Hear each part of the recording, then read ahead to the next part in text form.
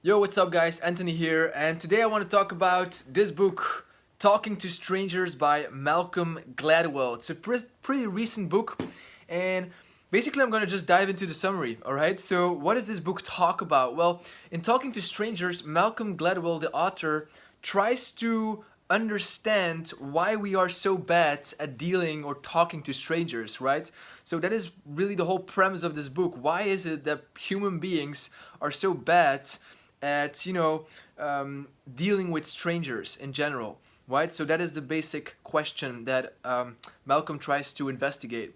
And Malcolm Gladwell suggests or refers to three factors that we should take into account in explaining why we are so bad at this, all right? So I'm just gonna dive straight into those three factors, all right? So the first factor is what psychologists call the default to truth theory. And the default to truth theory states that human beings have an operating assumption that the people we are dealing with are honest. Okay, so this is actually pretty remarkable, right? So you would think that people in general are skeptic because we are animals on the deepest level that try to survive, but that the whole premise of the default to truth theory, and there's actually a whole theory around this. You can Google it.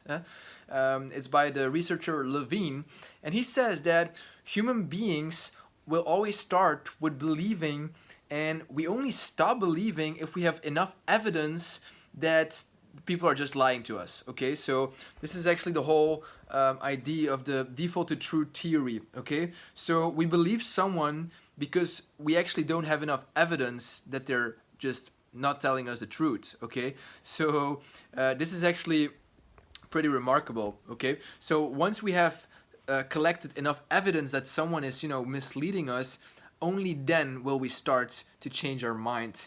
And according to Malcolm, the author, the default to truth theory is not necessarily a very bad thing.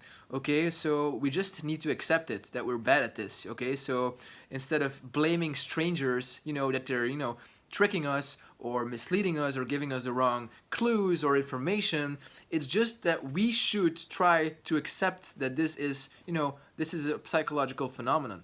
Okay, so why is this not a bad thing? Well, first of all, because imagine a society where we would not default to truth, where everyone is on their guards, where everyone is very skeptical, where you just don't trust anybody. You would go mad. Like it's not livable. So it would not be healthy for social coordination and interactions in society. And Malcolm Gladwell says that default to truth serves its purpose. It promotes a very efficient communication with other people, and I believe in that. But on the other side, we should also take into consideration that it might harm us as well. People we don't know might mislead us. They might trick us. But this is just such a minority of people that actually mislead us, because we assume that most people are honest. And this is actually such a minority that it's just not worth, being all on your guard type of all on your guard type of person, because that would not be a funny, life. So the default to truth serves a purpose. Okay, so it promotes coordination. And he says that when we're dealing with strangers or people we don't know, we just need to take into account this principle. The second principle that's remarkable, dealing with strangers and not being able to always, get an understanding of strangers, is the myth of transparency. So the myth of transparency. First of all, what is transparency? Well, transparency is the idea that people's behavior and demeanor, the way they represent themselves on the outside, is consistent with the way they feel on the inside. That is basically what transparency means. And Malcolm Gladwell says that this whole notion of transparency is just a myth. It's just something that we've picked up, from watching too many television shows or reading too many novels, because it's a myth. In real life, someone that might look very surprised on the outside is maybe not surprised on the inside, or someone with emotional problems on the inside, might not show that really on the outside. Okay, so it's really no clear guideline how someone is someone's facial expressions, for example, it's not gonna tell you a lot about someone you don't know. You know, it's just you know, you just get a clue, but it's not a real evidence of someone's behavior. You know, we have to dive deeper. We have to understand the stranger on a deeper level.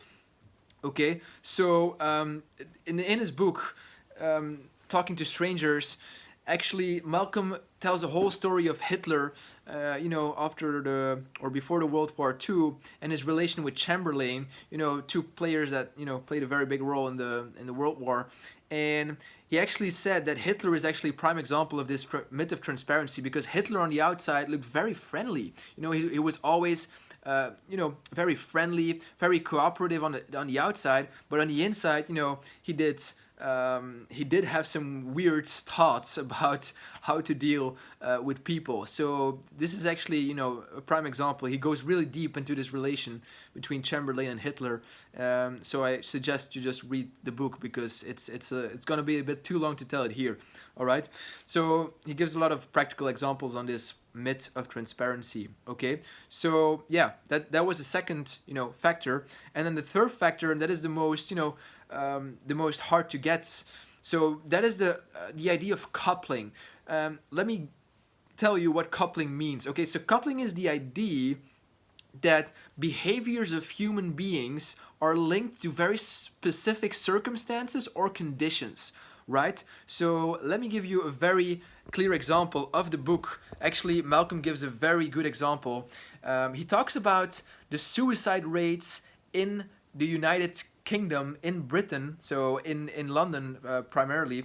So the suicide rates after World War I. So what happened in London and other British towns is that a lot of British people after World War I, they started to use town gas to power their stoves and their water heaters. So, you know, everything in the house would run on town gas. But the problem with town gas is that it was very toxic, because it contained carbon monoxide. Okay, and carbon monoxide is basically a very, you know, toxic element in that concoction, and you could basically kill yourself very easily with it. So people would just, you know, put the gas tube in their mouth, breathe in a couple of times, and they would die. Okay, so that's how, you know, it's just a very toxic element. And what happened was, after World War I, there was a vast increase in the suicide rates in London and other British towns because of the introduction of town gas. It's pretty remarkable. And so that was one factor. In the 1960s, town gas became more expensive. People started to switch to natural gas, and then when the question became, okay, how are the suicide rates gonna evolve? Are they gonna stay consistent? You know, are people gonna find alternatives to kill themselves, or are the suicide rates gonna drop because of the introduction of a new gas which was not toxic, which was natural gas? Well, the second thing happened, and it just showed that the circumstances of strangers, you know, people, you know, with emotional problems, are just so, you know, linked to circumstances, to conditions, outside circumstances, like something as simple as, you know, switching the gas or the type of gas in your home. That would actually be such an immense difference in, you know, suicide rates. So what happened was suicide rates really dropped when natural gas was introduced after 1960s. Okay, so it's just a good example I found. I used the example of the book because I found it a good example. So it basically means, guys, that, you know, when dealing with strangers or people we don't know, it's really important to take into consideration not only the individual, you know, with its complexities, you know, with its facial expressions and everything like that, with its stories, but also, you know, the whole story behind that individual, the context, the circumstances, the place and date of that individual. You know, where did he grow up? What is his situation? What is his living situation?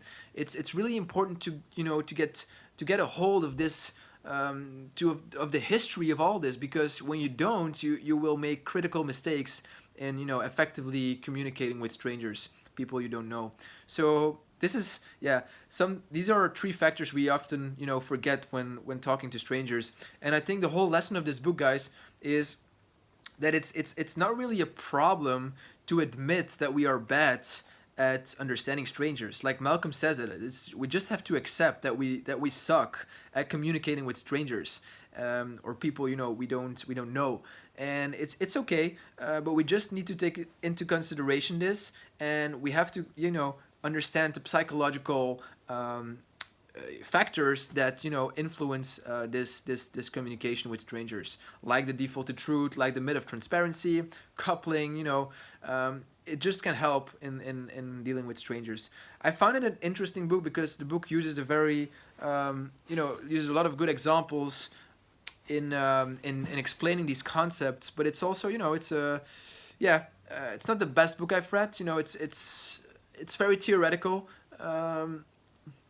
With a lot of it uses a lot of examples, but it's still very theoretical, and I don't know if it's really working out practically, his concepts, but he tries his best, and I think if you want to figure out more about this type of topic, you should just read it. I will put a link in the description.